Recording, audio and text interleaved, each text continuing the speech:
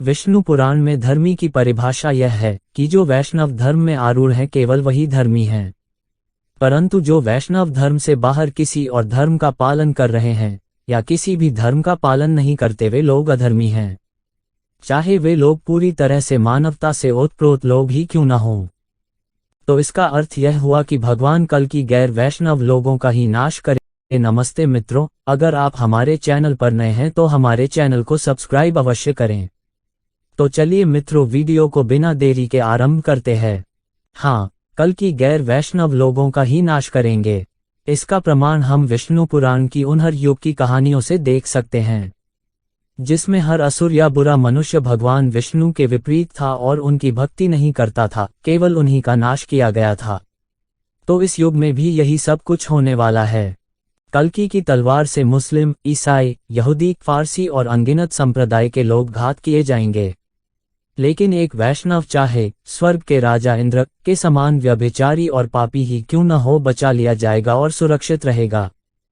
अब इस कहानी में कलिपुरुष कौन होगा यह नहीं पता, क्या पता वह मुस्लिम या ईसाई संप्रदाय का मुखिया हो।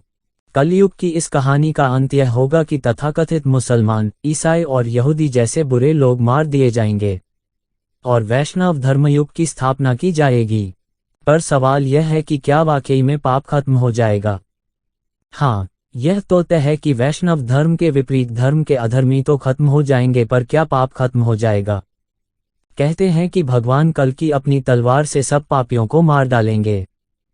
तो यहाँ पापी कौन हैं? क्या विधर्मी, जिन्हें अधर्मी कहा गया? नहीं, पाप और धर्म की सार्वभौमिक व्याख्या के अनुसार तो हम सभी मनुष्य वास्तव में पापी ही हैं, किंतु हम धर्म के लिए कोशिश करते हैं और जब धर्म नैतिकता में स्थिर हो जाते हैं तो धर्मी कहलाए जाते हैं। इसलिए पाप की सार्वभौमिक परिभाषा के अनुसार तो भगवान कल्कि को सारी मानव जाति को ही अपनी तलवार से समाप्त करना पड़ेगा, क्योंकि यहाँ कोई भी धर्मी नहीं है। एक भी नहीं। जो उस कल्कि का बेसब्री से इंतजार कर रहे हैं वे भी धर्मी नहीं हैं।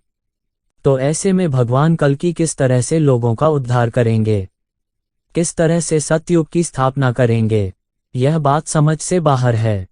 क्योंकि हम किसी बुरे मनुष्य को मार तो सकते हैं पर उसकी भीतर की बुराई को तो नहीं मार सकते।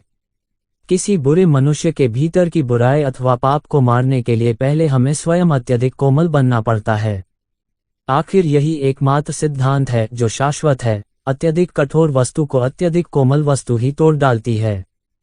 तलवार का बदला तलवार नहीं होता, बुराई का बदला बुराई नहीं होता, वरना कलयुग पैदा होता रहेगा। बल्कि इस तरीके से हम एक और गलत असभ्य सभ्यता की नींव डालेंगे, एक और गलत और बुरे युग की नींव रखेंगे। अगर कल्कि पापों से मुक्तिदाता होते तो वह इस तरीके से तो नहीं आते। आखिरकार वह तो स्वयं मुक्त नहीं है, क्योंकि वह स्वयं शापग्रस्त हैं और हर युग में अपनी खुद की मुक्ति का बंदोबस्त नहीं कर पाते, तो पूरी मानवता को क्या बंधन मुक्त कर पाएंगे।